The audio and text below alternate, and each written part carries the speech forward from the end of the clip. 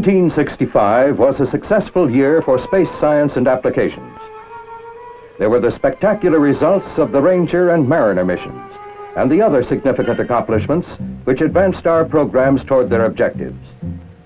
These objectives are to explore the moon, the planets, and the interplanetary environment of our solar system, to investigate the sun and its relationship to Earth, the geophysical properties of the Earth, and the physical nature of the universe, to determine the biological effects of the space environment on Earth life forms, and to search for and analyze extraterrestrial life, to develop experiments for manned space flights which use the special capabilities of the trained astronaut as a sensor, manipulator, and evaluator, to provide pre-doctoral training for scientists and engineers, and grants for space science research projects and laboratory facilities to best use university resources for the national space effort, to develop and manage launch vehicle systems on which reliable space transportation for all payloads depends, to conduct research and development on meteorological satellite systems and support the Weather Bureau in applying them to an operational system, to develop and apply space technology to other practical satellite applications, such as communication and navigation.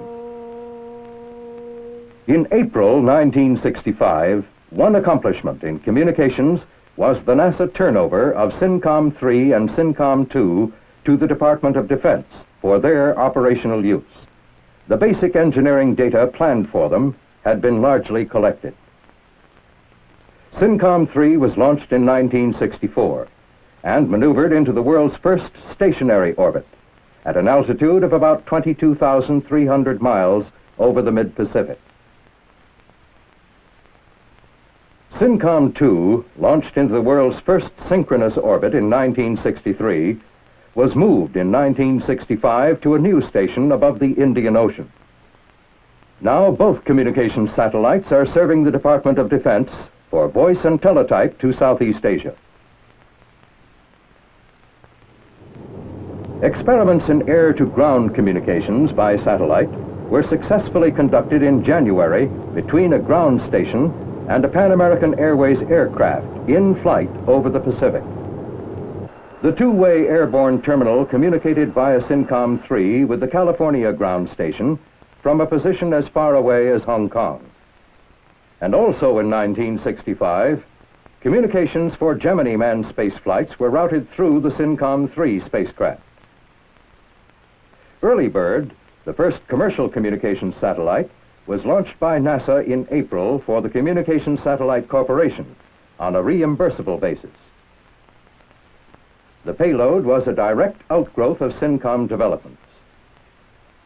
The first Early Bird inaugurated live transatlantic programs in April. It also made possible the live television transmission of the Gemini 6 and Gemini 7 recoveries from aboard the carrier Wasp. This used the type of transportable ground station first developed for NASA's communications satellite program. In 1965, the first prototype model of an applications technology satellite was produced under the direction of Goddard Space Flight Center. This program is a major NASA effort in communications, navigation, and meteorology. It is concerned with the advanced technology of gravity gradient and spin-stabilized orientation systems. It will also be used for antenna research and the determination of environmental effects on components. Technology experiments for the first flights have been selected, and initial flight is scheduled for 1966. Most significant accomplishment of the meteorological program in 1965 was Tyros 9, which rolls through space like a cartwheel, taking weather pictures of the entire world each day. The Delta vehicle, used in launching Tyros 9, has successfully launched 31 satellites in 34 attempts. This includes a remarkable record of 22 successful launches in a row. Once in orbit, ground commands triggered the delicate turning maneuver which put Tyros 9 over on its side. Tyros 9 was put into a nearly polar orbit over the rotating Earth so that it can photograph the entire world each day. The satellite was programmed to take 400 pictures daily. Each day's coverage is converted to neph-analysis maps, which show the storm fronts all over the world. These are made available to weather forecasters for their analyses. The wheel configuration of Tyros 9 will be used in the series of operational satellites developed by NASA for the Weather Bureau. This system will be known as TOS. Some satellites will carry cameras for automatic picture transmission to small receiving stations all over the world. Others will carry an advanced Vidicon camera with tape storage to send back its global observations to the United States. In July, NASA launched Tyros 10 for the United States Weather Bureau. This latest Tyros joined Tyros 7, 8, and 9 in space and marked the first time that 4 weather satellites were operating simultaneously. In September, all 4 storm trackers photographed Hurricane Betsy, making it the best followed hurricane in history. Tyros 7 entered its 3rd year of operation, 4 times the expected lifetime for a weather satellite. Another use for Tyros was weather monitoring before and during the 8-day Gemini 5 manned spaceflight. Because of a Tyros-based forecast of impending storms in the recovery area, the mission was shortened by 1 orbit. Nimbus is now the focus of advanced research and development in the meteorological program. Work on the 2nd flight model continued throughout 1965 under the direction of Goddard Space Flight Center. Scheduled for launching in 1966, Nimbus will carry both daytime and nighttime camera systems. An attractive feature of the next Nimbus will be the ability of small, relatively inexpensive ground stations to receive live pictures during the daytime as well as infrared pictures at night. 1965 has seen notable accomplishments in the lunar and planetary programs. These include the completion of the successful Mariner mission to Mars, the first flight of the new Pioneer series of interplanetary missions, and the success of the last 2 Ranger photographic missions to the Moon. The extraordinary pictures sent back from the successful Ranger 7 mission caused substantial modifications in earlier theories about the Moon. They resulted in lunar maps and models of an accuracy and scale to within a few feet. The area within the sea of clouds which Ranger 7 photographed was renamed Mare Cognitum, the known sea. Ranger 8 target areas were re-evaluated according to Ranger 7 findings. It was launched in February from Cape Kennedy by an Atlas Agena.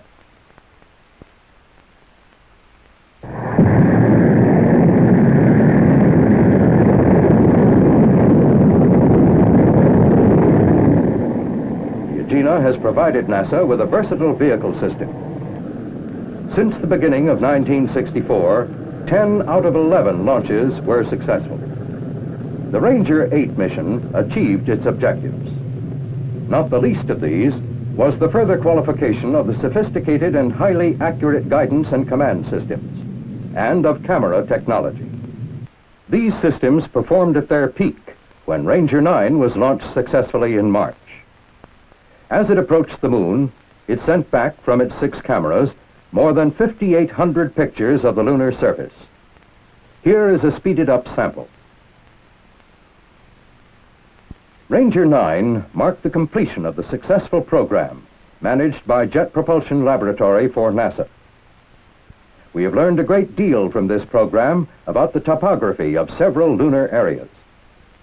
For example, we know that the lunar surface within a crater like Alphonsus is remarkably similar to the surface of Mare Tranquillitatis and Mare Cognitum, photographed by earlier Rangers. If firm enough, these surfaces may be suitable for the landing of the unmanned Surveyor and the manned Lunar Excursion Module. The dark halos around the small craters in Alphonsus suggest past or present volcanic activity. The spectacular final photos of the Ranger 9 approach to Alphonsus were seen live on television by millions of Americans as they were taken. They had a resolution of better than 1 foot just before Ranger 9 impacted, within a mile of the target. Continuing study of the Moon's topography will be accomplished by Lunar Orbiter. In 1965, a prototype model was completed and began testing.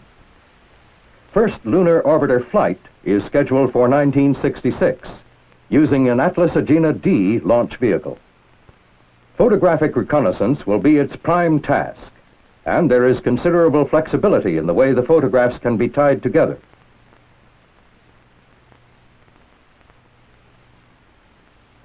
Last year, 10 potential areas were selected for coverage by the first mission.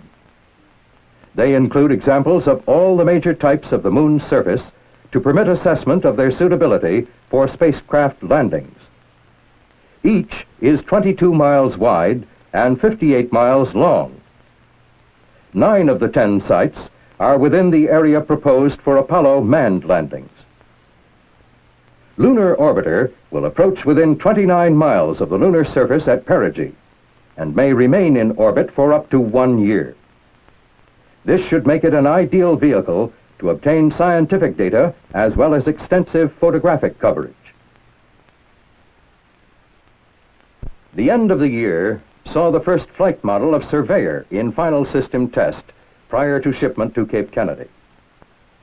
Surveyor is our most complex unmanned lunar exploration project. It is designed to make a soft landing on the Moon and provide a wide variety of scientific data, as well as to survey areas on the lunar surface as possible landing sites for manned missions. This flight model Surveyor and the prototype which preceded it underwent qualification testing throughout 1965 under the management of the Jet Propulsion Laboratory. The spacecraft was subjected to vibration tests. It went into a simulated space environment in the solar thermal vacuum chamber. With its ground support equipment, the prototype was shipped to Cape Kennedy. Here, it was used to check out launch facilities and procedures. Then it moved to Goldstone Tracking Station in the California desert. Here, it underwent compatibility testing with NASA's Deep Space Network. On November 22nd, a most significant milestone was passed in the Surveyor program. A T-2N terminal descent test vehicle performed successfully in a combined tether and descent test at Holloman Air Force Base, New Mexico. Prime objectives were to verify the soft landing capabilities of the Surveyor spacecraft and evaluate critical flight parameters in the velocity sensor, flight control, and vernier engine subsystems. You will note that once the vehicle was released from the balloon, there was no discernible displacement in pitch, yaw, or roll. This stable descent attitude was maintained by the constantly varying thrust output of the throttle-controlled engines, responding to the commands of the flight control subsystem. After release, the vehicle automatically adjusted to the planned descent trajectory until a constant descent rate of 5 feet per second was reached. This constant descent rate can be seen as the time when the stabilizing chute fell to the side of the vehicle. In effect, the spacecraft made a simulated lunar surface landing and was recovered by parachute at an altitude of 500 feet. From this first successful performance of the model, we can conclude that the design is adequate to guide the spacecraft to a gentle landing on the Moon. The system will, however, undergo further testing. Many problems, managerial and technical, were overcome during this year of qualification and test. Now, a Surveyor spacecraft is nearing flight acceptance for the first mission in the most difficult project yet undertaken in the Space Science and Applications program. Centaur, launch vehicle for Surveyor, has completed the first phase of its development program with a successful launch in August, carrying a surveyor dynamic test model.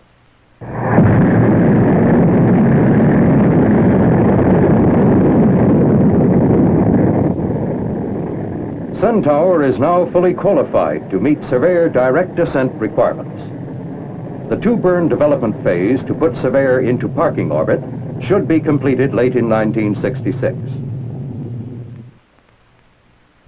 Going beyond the moon, the planetary program in 1965 saw successful completion of the Mariner Mars mission.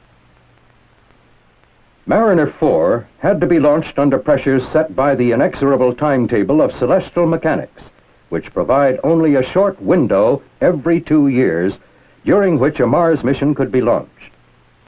The first attempt was unsuccessful due to a faulty shroud.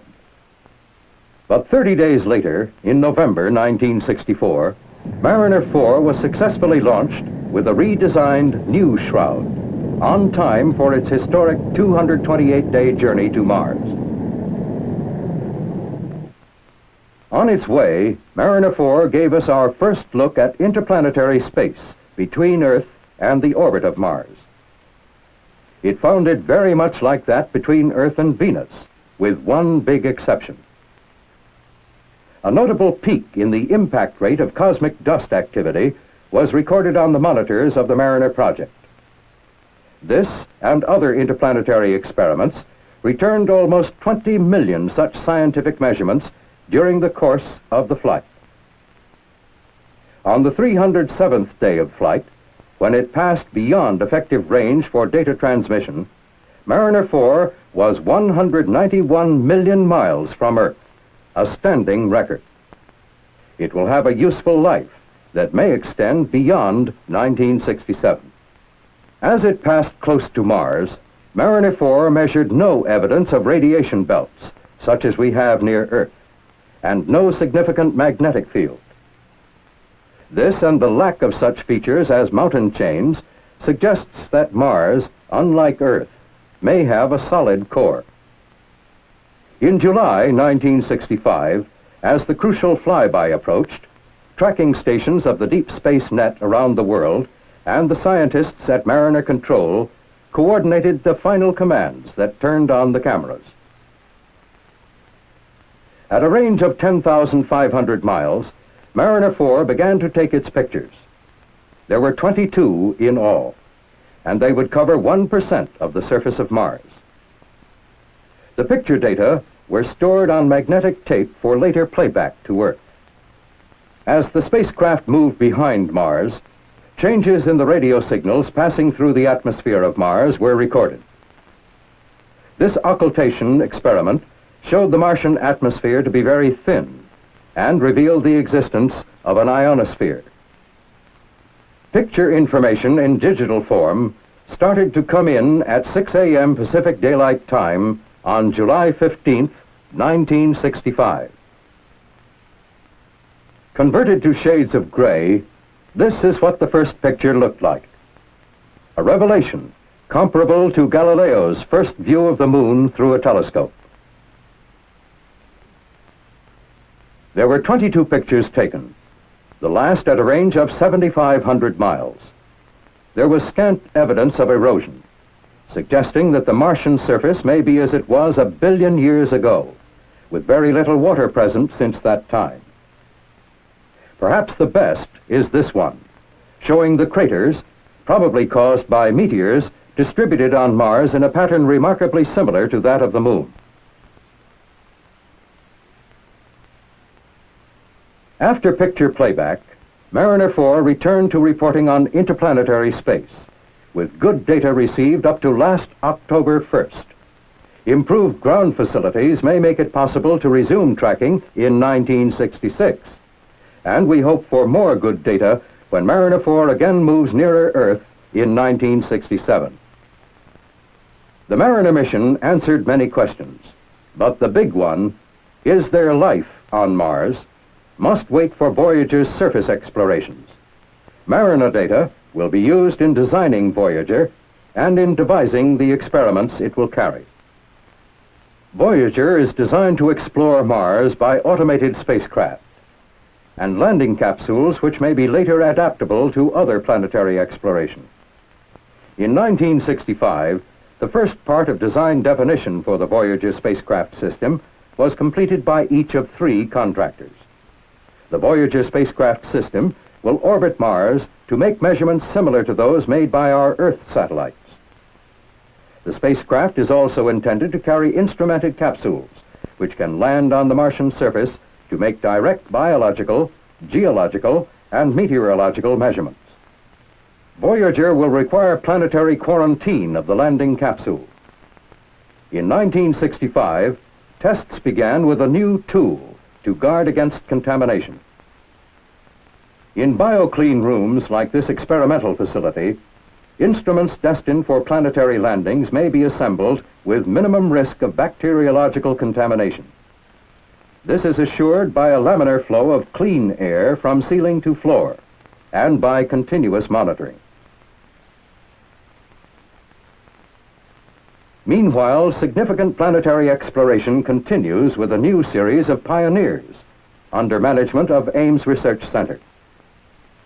On December 15th, Pioneer 6 was successfully launched from Cape Kennedy by an improved Delta launch vehicle. This first of the series carries experiments in cosmic rays, magnetic field, solar plasma, and radio propagation. It will send back measurements from up to 100 million miles away in the regions between the Earth and Venus. In 1965, man in space made significant contributions to scientific knowledge. During the Gemini flights that year, astronauts performed a wide array of scientific, applications, and technology experiments.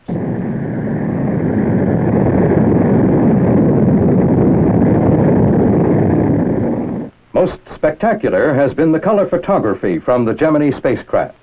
Photographs like these have immense potential for the study of geology, water resources, glaciers, oceanography, meteorology, forestry, and even agriculture.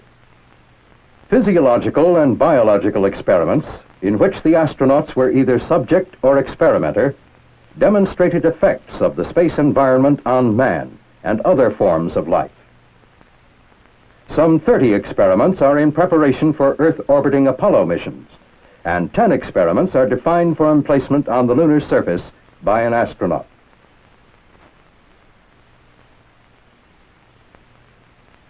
These future manned space experiments will require specialized scientific training. In 1965, 5 scientist astronauts were selected and started their training. They are Dr. Owen Garriott, ionospheric physics, Dr. Curtis Michael, nuclear physics, Dr. Harrison Schmidt, geology, Dr. Edward Gibson, engineering physics, and a medical doctor, Joseph Kerwin. Many projects within the complex bioscience program relate to manned space flight, lunar and planetary exploration, or deep space probes.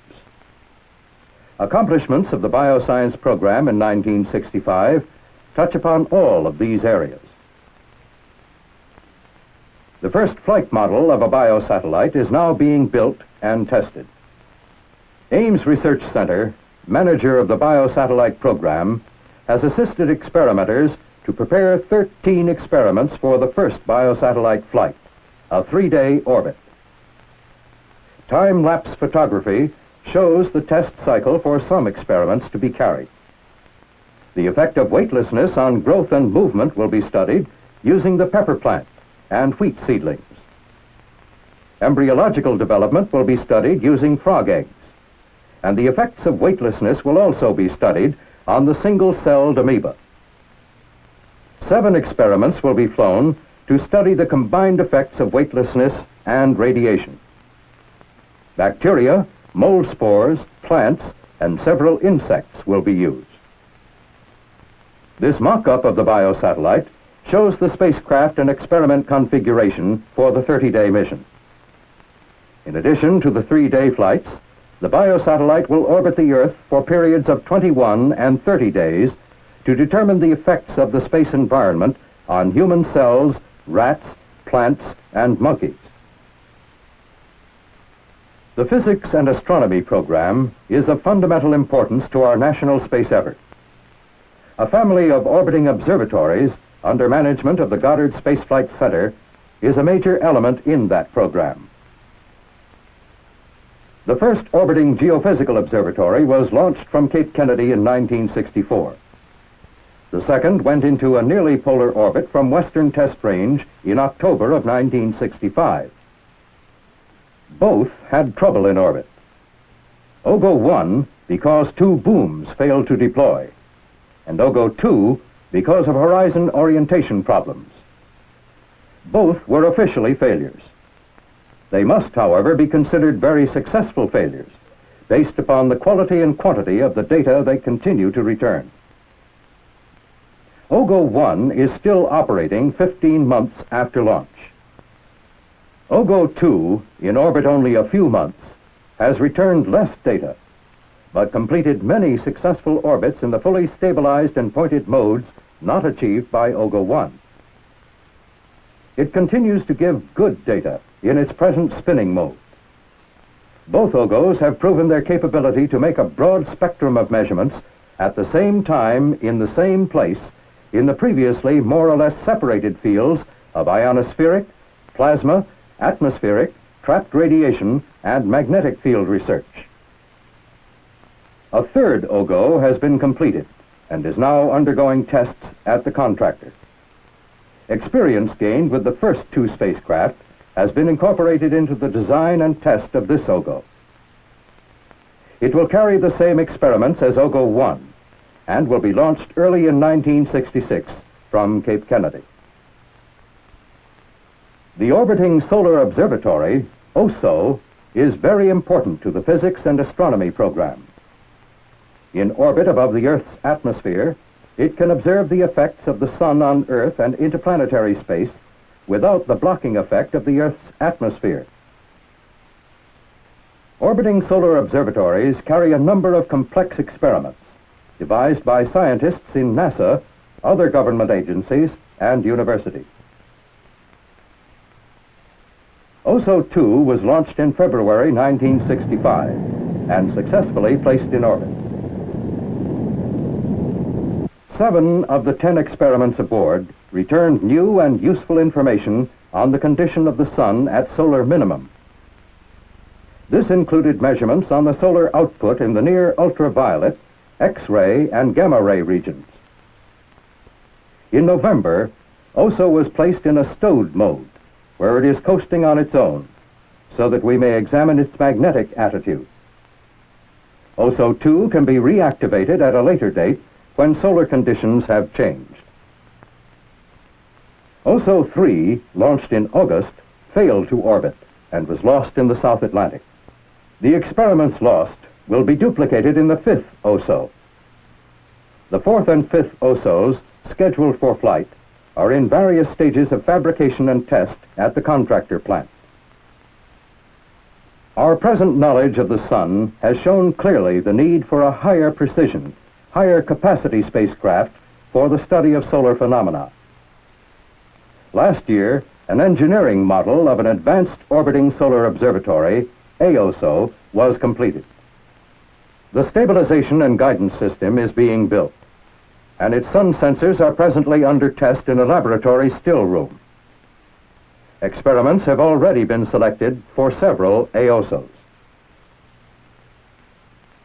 Astronomy, the study of the universe, achieves a new dimension with the ability to put instruments above the Earth's atmosphere. Here, they may measure gamma ray, X-ray, ultraviolet, infrared, and radio wave radiation that cannot reach the ground. In 1965, after 5 years of exceedingly difficult development work, the first orbiting astronomical observatory was being readied for flight. The experiment packages have been tested and integrated into the first flight model. Each OAO will carry the experimental packages of such institutions as University of Wisconsin, Goddard Space Flight Center, and many other scientific agencies and universities. The prototype model completed its qualification tests at the contractor. It is being modified to serve as a later flight spacecraft. Thus, the past year saw marked progress toward providing an observatory in space which can be used by numbers of astronomers, free from the blanketing and distorting effects of the Earth's atmosphere. In 1965, 5 additional Explorer satellites were launched. One of the most important scientific discoveries of the space age has been the Earth's magnetosphere, the region of influence of the Earth in space. It was suspected from the results of experiments carried by early Pioneer and Explorer satellites, and confirmed by Explorer 14 and the first interplanetary monitoring platform, IMP. In May, another IMP, Explorer 28, joined previous satellites to continue study of interaction between the Earth's magnetic field and the solar wind, begun by the first IMP in 1963.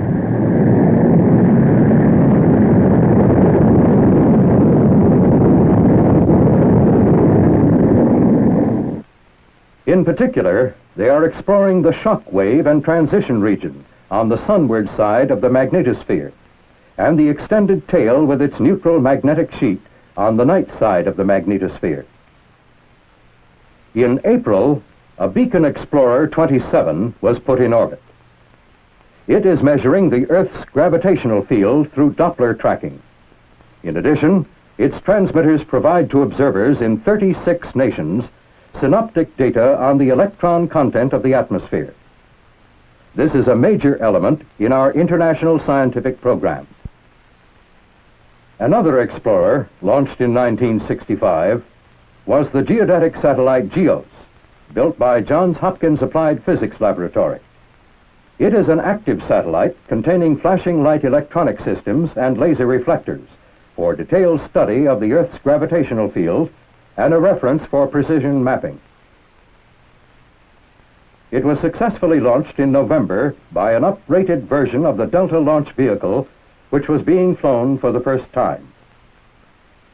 Also in 1965, a passive geodetic explorer, PAGEOS, was inflation tested in Lakehurst, New Jersey. It will be launched in 1966.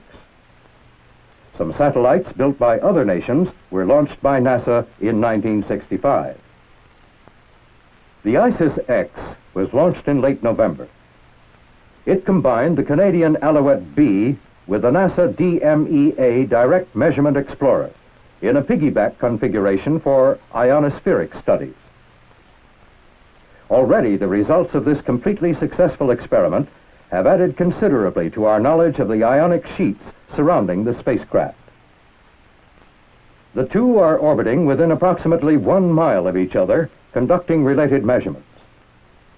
Also, the DMEA Explorer has demonstrated successfully a novel magnetic attitude control system that should be useful for many future scientific missions. The French FR-1 was launched in December. It will investigate very low-frequency radio signals in space. FR-1, like ISIS-X, was launched by Scout, NASA's only all-solid space vehicle. Scout has been used extensively in launching spacecraft for NASA, Department of Defense, and international organizations. There have been 39 launches since 1960. The last 12 consecutive firings have been successful. Like explorers, the sounding rocket is an economical, reliable, and versatile tool. In 1965, approximately 130 were launched to continue the investigation of our atmosphere and to carry out exploratory space experiments. In February and March of 1965, the year of the quiet sun, 77 sounding rockets were launched from the military sea transport Croatan. Launchings took place along the west coast of South America from Colombia to Chile. The Mobile launch expedition was managed by NASA's Wallops Station, and the experimenters came from NASA centers, other government agencies, industrial laboratories, and universities.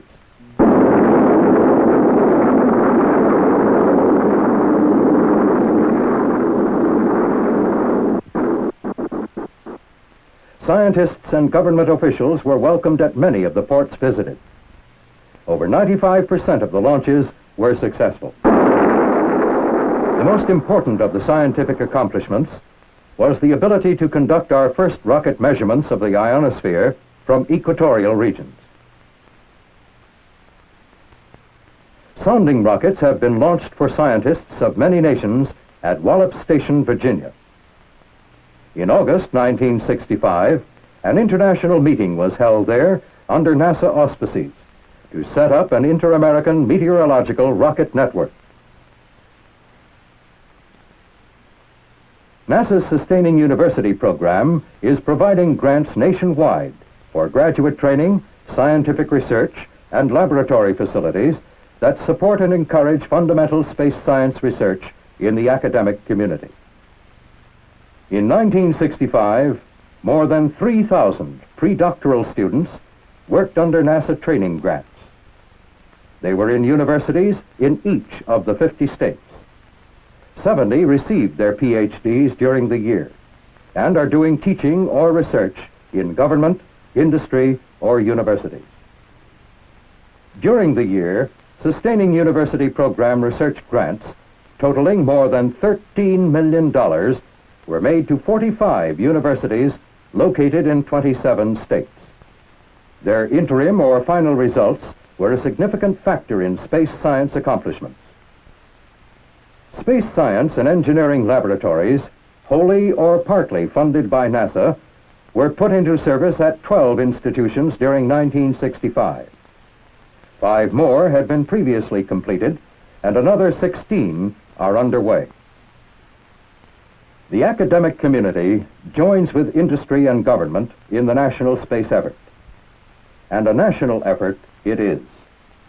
Scientists and researchers from the colleges and universities, engineers and scientists, administrators and technicians at contractor plants throughout the country, and the scientists, the project managers, the engineers and technicians at NASA field and launch centers, this is the team.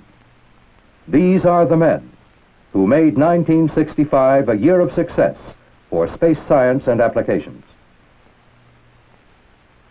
Some of the highlights: there were new uses for communication satellites already in orbit, and meteorological satellites with the capability for greatly increased weather coverage were placed in orbit. Useful results came from the scientific and technological experiments programmed for astronauts during manned space flights. And there was progress in the development of a biosatellite to carry other life forms and experiments into the space environment. Centaur, NASA launch vehicle for Surveyor, was launched successfully to complete the first phase of its development program.